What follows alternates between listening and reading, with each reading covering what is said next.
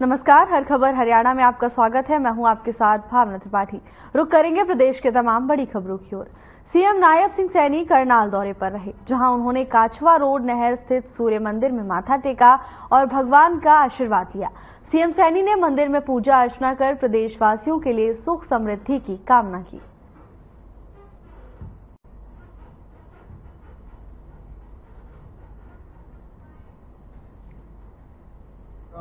सूर्य नारायण के मंदिर में आज करनाल में शीश नवाने के लिए आया और रात यहाँ भगवान सूर्य नारायण की गुणगान, यहाँ जगराता महामाई का और भगवान सूर्य नारायण का पूरा रात गुणगान हुआ है। और अभी झंडा की रस्म भी अदा मैंने सुबह सुबह यहाँ की है।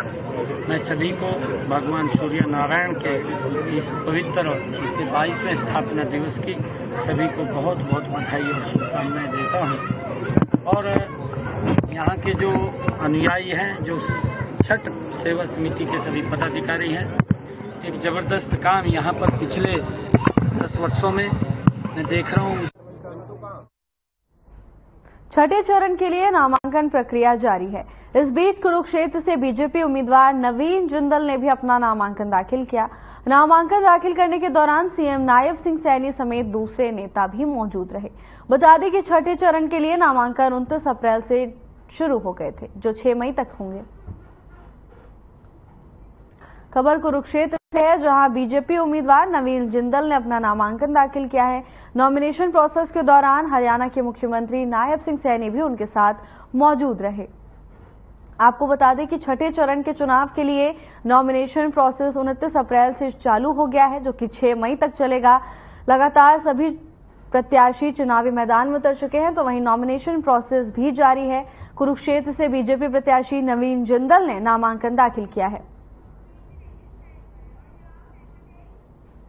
लोकसभा सीट पर नामांकन प्रक्रिया के तीसरे दिन गुरुग्राम से जननायक जनता पार्टी के प्रत्याशी राहुल फाजलपुरिया ने अपना नामांकन दाखिल किया। वहीं प्रत्याशी राहुल यादव फाजलपुरिया ने दावा करते हुए कहा कि वो बदलाव के लिए राजनीति करने आए हैं। इस दौरान वो कांग्रेस और बीजेपी पर निशाना साधते हुए भी नजर आए।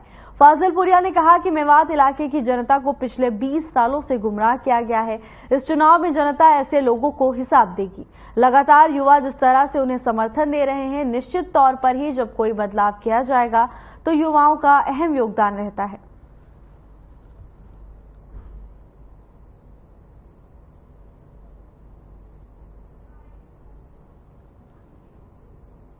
राहुल भाई को समर्थन अच्छा मिल रहा है। जहाँ भी हम आज तक गए हैं, किसी गांव में, शहर में, किसी कॉलोनी में, मेवात में, रिवाड़ी में, हर जगह अच्छा ही रिस्पॉन्स मिल रहा है। और बल्कि हमें ये पता लग रहा है राहुल भाई की वजह से हम भी ग्राउंड में जैसे पहले भी घूमे और आगे भी शायद घूमते रहेंगे। हमें राव इंद्रजीत जी को मान के चलो, आज 20 साल हो लिए पूरे। जो बच्चा वोट डालने के लायक हो रहा है आज के दिन 20 साल का, तो उसको आज तक राव इंद्रजीत की शिकल तक नहीं देखी है। देखो, हमने 10-12 दिन हो गए हमारी पूरी टीम जिला की और रेवाड़ी की और पूरे अपने नूह की, सारे जिला तक सारी हमारी पूरी टीम उसी दिन से लगातार हम मुहिम को घर घर पहुंचा रहे हैं और घर घर जा रहे हैं। और जो मूलभूत सुविधा जो लोगों को नहीं मिल पाई आज 20-25 सालों से, भारत खाली दक्षिणी हरियाणा जो पिछड़ापन में आता जाता आ रहा है, ये सिर्फ राव इंद्रजीत की देन है। राव इंद्रजीत ने सिर्फ वोट लेके भोली भाली जनता को बेवकूफ बनाना, उसने काम नहीं करना। कल हमने ऑफिशियली राजनीति में एंटर कर दी है और कल मेरा पहला प्रोग्राम था, पहली रैली थी और उम्मीद से ज्यादा लोग आए। माताएं बहनें बहुत आई, उन्होंने तो कलावा बांध के ऐसा आशीर्वाद दिया है कि मैं बता नहीं सकता। कल हमारे हौसले बुलंद हो गए और मैं आपको यकीन के साथ कह सकता हूँ कि अब हमारी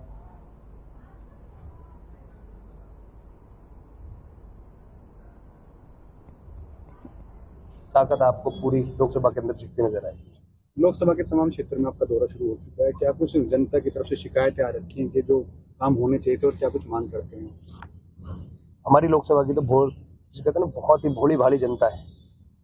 वो तो अपने वो हक मांग रहे हैं जो एक आम आदमी के पास होने चाहिए। उनकी कोई बड़ी रिक्वायरमेंट ही नहीं। वो तो बस ये कह रहे हैं कि अच्छे रोड दे दो, साफ पानी दे दो, बच्चों को पढ़ाई दे दो, कोई बीमार हो जाए तो अच्छे अस्पताल दे दो, आने जाने के लिए सुविधा दे दो। मेट्रो ट्रेन से ज्यादा तो उन्होंने कुछ मांगे नहीं। बीजेपी के तमाम दिग्गज नेता आरोप लगा रहे हैं आप पे और कांग्रेस उम्मीदवार पर कि बॉलीवुड से जो है बीजेपी और कांग्रेस ने दोनों ने टिकट दी है, ये तो यहाँ बस एंटरटेनमेंट करने के लिए लोगों के लिए आए हैं, इस पर क्या कहो? मैं उनको बताना चाहूंगा कि एंटरटेनमेंट करना भी कोई आसान काम नहीं। दूसरी चीज, एंटरटेनमेंट के साथ साथ अगर आप समाज सेवा कर ले, अपनी जनता को एंटरटेनमेंट के माध्यम से उनको खुश रखें, समाज सेवा करके उनकी सेवा करें, तो इससे अच्छा काम क्या होगा। तो उनसे पूछना चाहूंगा, जो उनके नेताओं को जिम्मेदारी दी गई थी उसमें से कोई 1% भी पूरी कर पाए? हमारे कंधों पर जो बोझ दिया, पार्टी ने जो विश्वास किया है, मैं यकीन के साथ कह सकता हूँ जनता की सेवा करके दिखाएंगे, और ऐसे करके दिखाएंगे कि सामने वाले भी कहेंगे कि हाँ काम हो सकता है। और जिस तरीके से हम देखें लोकसभा क्षेत्र में एनसीआर का एक हिस्सा है जिसको विवाद जिला यानी कि नूह जिला कहते हैं, लेकिन कहीं ना कहीं हालात काफी दयनीय है उस तरफ के, उसको लेके क्या विजन है? युवा है और कहीं ना कहीं वाकई जो युवा है वो कहीं ना कहीं भटकते हुए नजर आ रहे हैं। वहां की जनता का तो इस्तेमाल करा जाता है, कहने को तो विवाद एनसीआर का हिस्सा है, और उसके साथ हमेशा भेदभाव हुआ है, पिछड़ा हुआ इलाका बना के रखा है। कल जो हमारी रैली हुई है, तो जो हम एक्सपेक्ट कर रहे थे उससे बहुत ज्यादा भीड़ उमड़ी है, जिससे कि हम सब जितने भी हमारे कार्यकर्ता हैं उनमें जोश जो है और बढ़ चुका है। और अगले आने वाले कुछ दिनों में हमें पूरी उम्मीद है कि हमें बहुत ज्यादा सहयोग, इससे बहुत ज्यादा सहयोग पब्लिक से भी मिलेगा, और कार्यकर्ताओं और हम सब में बहुत ज्यादा जोश है।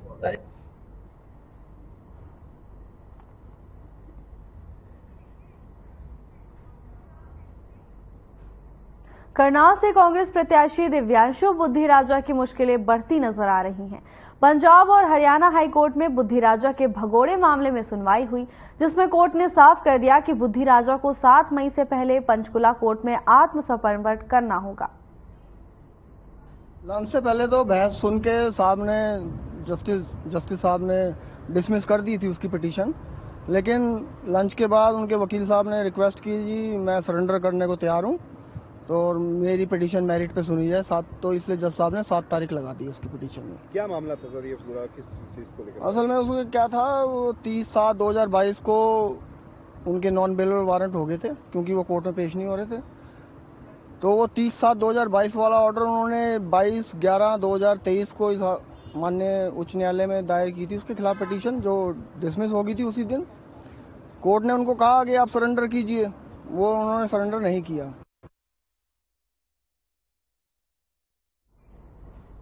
हरियाणा स्कूल शिक्षा विभाग ने सभी सरकारी और गैर सरकारी स्कूलों के मुखियाओं को निर्देश जारी किए हैं।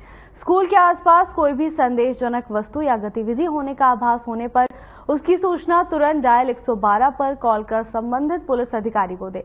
इसके साथ ही स्कूल के बस चालकों को भी हिदायत दी है कि बसों में स्कूल आने जाने वाले सभी विद्यार्थियों को स्कूल परिसर के अंदर से ही बस में चढ़ाया और उतारा जाए। इसे लेकर शिक्षा विभाग ने सभी जिला शिक्षा अधिकारियों और जिला मौलिक शिक्षा अधिकारियों को निर्देश जारी कर दिए हैं।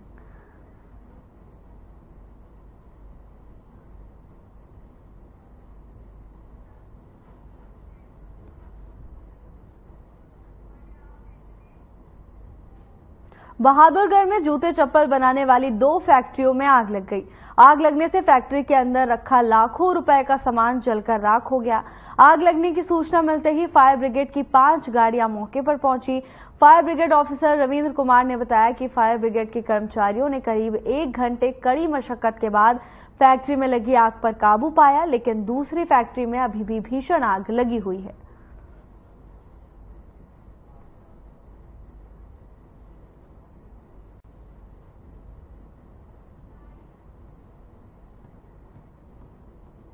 हमारे पास रेलवे रोड फायर स्टेशन पे बैठा था मैं, तो हमारे पास 10:53 पर मैसेज आया कि भाई HSIDC सेक्टर 17 में प्लॉट नंबर 241 में आग लगी है।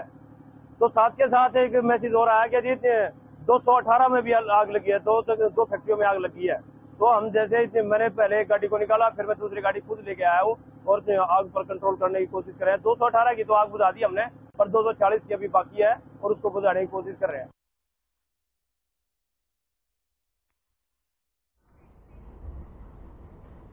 अंबाला में ओसीज ग्रुप की शराब फैक्ट्री के 2 एथेनॉल टैंकों में आग लग गई। इसके बाद अंबाला और आसपास के इलाकों से दमकल की गाड़ियां मौके पर बुलाई गईं और आग पर काबू पाने की कोशिशें शुरू की गईं। लेकिन टैंकों की ऊंचाई ज्यादा होने की वजह से आग बुझाने में दमकल को काफी दिक्कतें आईं। हालांकि आग पर अभी तक काबू नहीं पाया जा सका है, लेकिन आग पर काबू पाने की कोशिशें जारी हैं।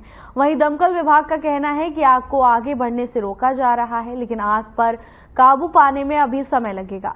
आग की सूचना के बाद पुलिस भी मौके पर पहुंची और रेस्क्यू में मदद की। फिलहाल आग पर काबू पाने की कोशिश लगातार जारी है।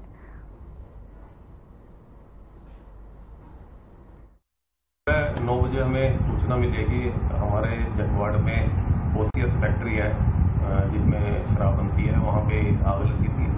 जिस मौके पे पहुंचे हैं और हमने कंट्रोल रूम को सूचित किया और फायर ब्रिगेड को मौके पे बुलवाया, जिसमें 5 गाड़ियां फायर ब्रिगेड की आग बुझाने में लगी हुई है और किसी की जान की कोई ऐसी अभी कोई हानि नहीं है। सभी सुरक्षित हैं यहाँ पे लोग और आग पे काबू भी पा लिया है। लेकिन अभी 2 ड्रम है, क्योंकि उसके अंदर जो एथेनॉल है उसमें कम से कम 2.5 लाख लीटर एथेनॉल भरा हुआ था, जिसको जो अभी मतलब काफी काबू पा लिया आग पे और कोई जान माल की भी कोई हानि नहीं है। यहाँ में जो है एथेनॉल के टैंकों में आग लग गई है, तो हमने जो है 3 गाड़ियाँ अम्बाड़ा सिटी से, 2 गाड़ी नारायणगढ़ से और 3 गाड़ियाँ जो है अम्बाड़ा सदर से बुलाई है और 1 गाड़ी अलीपुर बरवाड़ा पंचकूला से बुलाई है।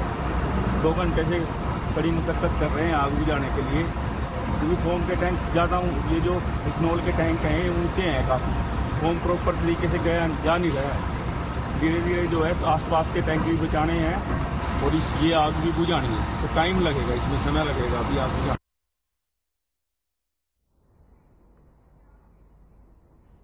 खबर पृथला के गांव सहराला से है, जहां दिल दहला देने वाला मामला सामने आया है। आपको बता दें कि जीजा ने अपने ही साले को चाकू से मारकर उसे मौत के घाट उतार दिया। जानकारी के मुताबिक पत्नी अपने पति से परेशान होकर मायके आई हुई थी, जिसके बाद पति अपनी पत्नी को लेने के लिए आया था। घर वालों ने पत्नी को भेजने से मना कर दिया, जिसके बाद पति ने ये कदम उठाया।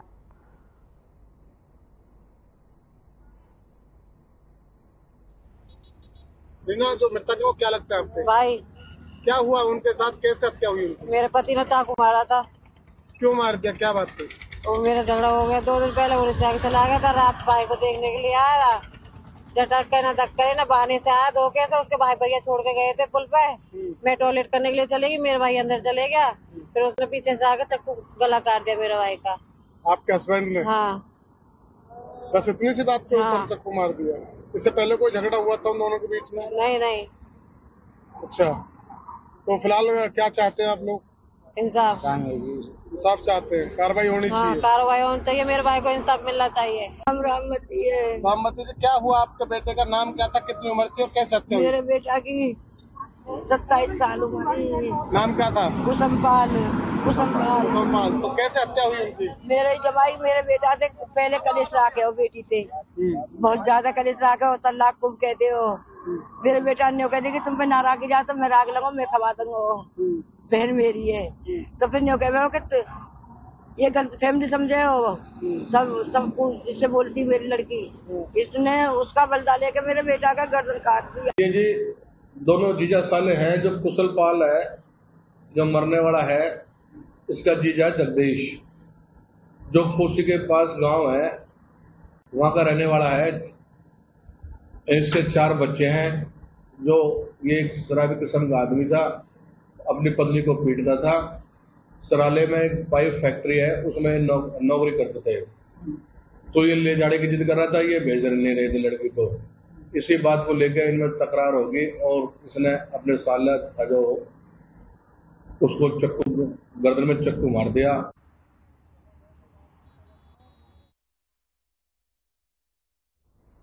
हिसार में रंजीत चौटाला ने पूर्व सीएम मनोहर लाल सहित कार्यकर्ताओं के साथ लघु सचिवालय में नॉमिनेशन किया।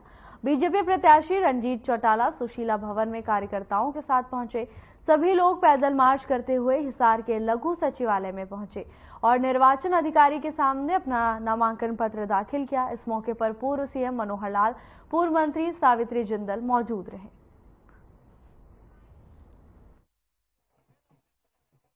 एक बात देखते हैं, आज भारत चीन सीमा पे पाकिस्तान एक तरफ है और देश को बड़ी मजबूत सेना की आज आवश्यकता है, जो हम गाजा में देख रहे हैं, दूसरी जगह देख रहे हैं। आप मुझे एक बता दो, हमारे प्राइम मिनिस्टर ने अब वहाँ सब जगह नए हथियार दिए हैं, 0- टेम्परेचर में हमारे फौजी अपने बढ़िया हथियार लेके बैठे हैं। वो खुश है, उनके बच्चे घर में खुश हैं। आज देश में क्या उन हालात में राहुल गांधी देश को बचा लेगा, मोदी बचा सकते हैं देश को? लोग इन बातों को देखते हैं, लोग देश की स्टेबिलिटी, लोग सार्वभौमिकता देश की देखना चाहते हैं। तो कैसे दिखते हैं चुनाव को? आज जिस तरह से किसानों के लोग, बाकी पूरे हिसाब लोकसभा के लोग आए हुए हैं, जिस तरह से आप लोग देखते हैं जितनी भीड़ आई हुई है, मुझे तो लगता है कि सब लोग चाहते हैं कि बीजेपी जो प्रत्याशी है वो जीते। सब लोग उनका अपना प्यार देने के लिए आज इतने इकट्ठे हुए हैं भारी संख्या। कुरुक्षेत्र में क्या मानते हैं, वहाँ भी कह रहे हैं कि कड़ा मुकाबला होता जा रहा है नवीन जिंदल के साथ? क्योंकि जैसा भी पूर्व मुख्यमंत्री जी ने कहा कि जहाँ लोग होंगे वहाँ मुकाबला तो होगा, तो मुकाबला है, लेकिन बीजेपी का बहुत अच्छा चल रहा है वहाँ। और नवीन ने खुद बहुत अच्छे काम किए हुए हैं 10 साल पहले। 10 साल बीच में नहीं थे, लेकिन 10 साल पहले उन्होंने बहुत अच्छे काम किए हैं। लोग उनके काम को देखकर फिर से उनको याद कर रहे हैं। हिसार लोकसभा से हमारे लोकसभा के कैंडिडेट चौधरी रणजीत सिंह जी चौटाला, इन्होंने अपना नॉमिनेशन पत्र दाखिल किया है और मुझे भी इनके नॉमिनेशन पत्र में यहाँ दाखिल करने के समय पर उपस्थित में रहा हूँ और बहुत अच्छे प्रकार से, जिस प्रकार से हम देख रहे हैं कि शहर के और पूरी लोकसभा क्षेत्र के बहुत से लोग नॉमिनेशन पत्र दाखिल कराने के लिए अपनी यात्रा निकाल करके अभी भी आ रहे हैं। थोड़ा लंबा जुलूस था क्योंकि मुहूर्त के समय पर जिनको अपना नॉमिनेशन दाखिल करना था, इसलिए जल्दी से बीच में से लाकर के आया है। अब शोभा यात्रा में जाकर शामिल होंगे और हजारों की संख्या में सारे इतने सैकड़ों वाहनों के साथ यहाँ। रेवाड़ी से बीजेपी प्रत्याशी राव इंद्रजीत सिंह ने गुरुग्राम से राज बब्बर को प्रत्याशी घोषित करने पर तंज कसा है। उन्होंने कहा कि पता ही नहीं था कि कांग्रेस गुरुग्राम से प्रत्याशी उतारेगी भी या नहीं। इसके बाद उन्होंने कहा कि राज बब्बर के आने से परिणाम में कोई फर्क नहीं पड़ेगा और बीजेपी के पक्ष में एक तरफा परिणाम होगा।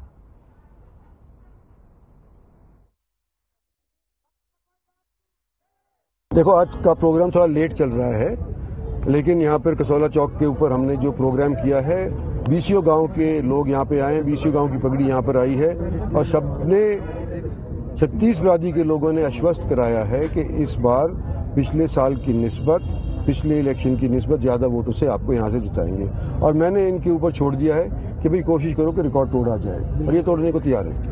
फिल्म अभिनेता को यहाँ से आपके बराबर उतारा है, नुमाइंदगी दी है, किस तरह से देखते हैं आप? देखो, लड़ने का तो सभी को अधिकार है और हम उनको स्वागत करते हैं। कम से कम कोई हमारे खिलाफ प्रतिद्वंदी उतारा तो ही कांग्रेस ने, अब तक तो पता ही नहीं था कि उतारेंगे भी कि नहीं उतारेंगे। लोकसभा चुनाव को लेकर सभी पार्टियां एक्टिव मोड में हैं, तो वहीं चुनाव के लिए प्रत्याशियों ने नामांकन दाखिल करना शुरू कर दिया है। सिरसा से कांग्रेस प्रत्याशी कुमारी सैलजा ने नामांकन दाखिल किया है।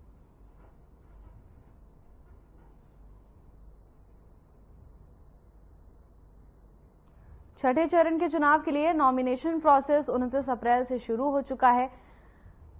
कांग्रेस प्रत्याशी कुमारी सैलजा ने सिरसा से नामांकन दाखिल किया है। इस दौरान उनके साथ कांग्रेस के कई कार्यकर्ता और नेता मौजूद रहे।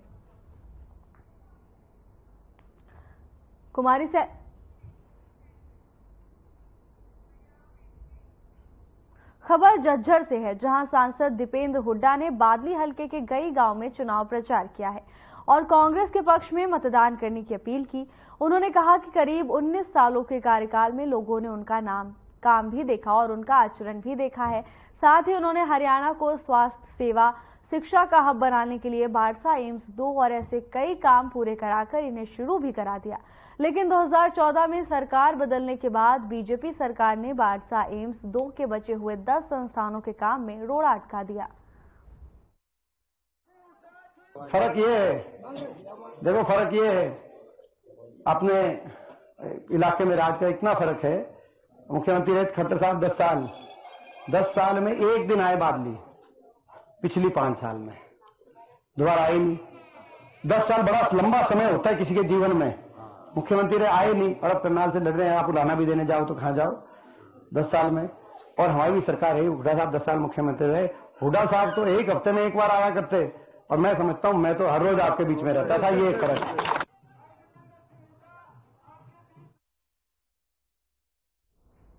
खबर कुरुक्षेत्र से है, जहां लोकसभा सीट से इनेलो उम्मीदवार के तौर पर अभय चौटाला ने नामांकन दाखिल किया।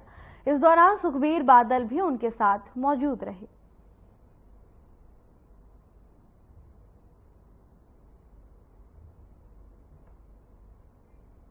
खबर कुरुक्षेत्र से है, जहां लोकसभा चुनाव को लेकर नॉमिनेशन प्रोसेस शुरू हो चुका है।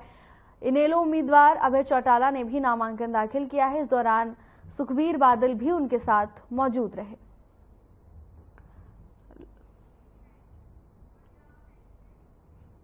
हरियाणा के पूर्व डिप्टी सीएम दुष्यंत चौटाला का बयान सामने आया है। उन्होंने कहा कि उनके खिलाफ भ्रामक जानकारी फैलाई जा रही है और आरोपी सार्वजनिक माफी मांगे, नहीं तो शाम तक पार्टी कानूनी कार्रवाई करने के लिए जाएगी। इसके साथ ही दुष्यंत चौटाला ने पीएम मोदी के 400 पार के नारे पर चुटकी ली। उन्होंने कहा कि देश में एक और नारा था, Indira is India, India is Indira, जिसकी हवा निकाली जनता ने थी। वहीं उन्होंने कहा कि इस 400 पार वाले नारे का भी यही हश्र होने वाला है।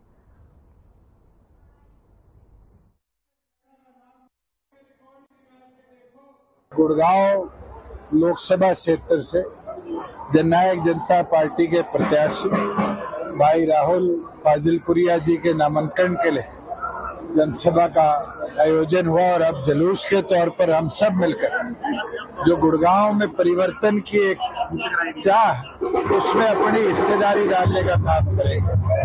और गुड़गांव चाहता है कि ये जो राष्ट्रीय पार्टियों का लंबे समय से कब्जा है, इस कब्जे को छुड़वाकर युवा सशक्त नेतृत्व जो गुड़गांव का लंबे समय तक विकास में सहयोगी बने, उसको चुनने का काम करे। और मैं मानता हूं कि आने वाले दिनों के अंदर ये परिवर्तन सभी 2400 बूथों पर, सभी 1200 गांव और शहरों के प्रत्येक वार्ड के अंदर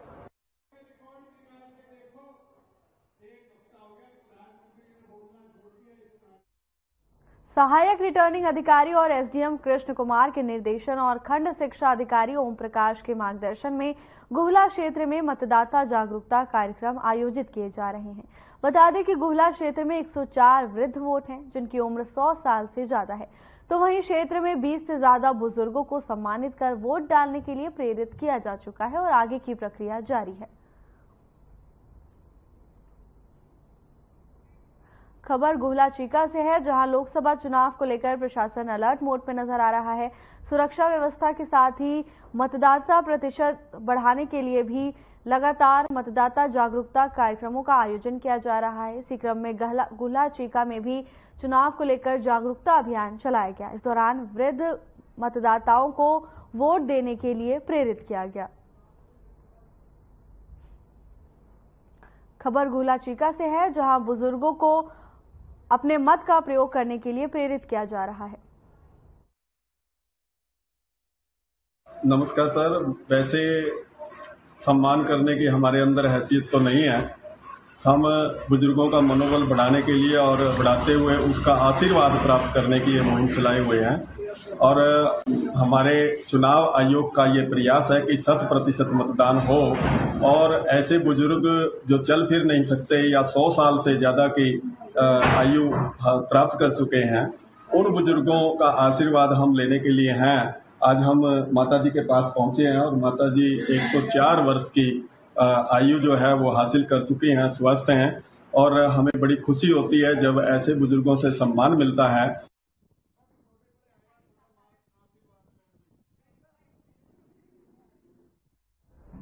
हर खबर हरियाणा में फिलहाल के लिए बस इतना ही। जल्द हाजिर होंगे नई अपडेट्स के साथ। नमस्कार।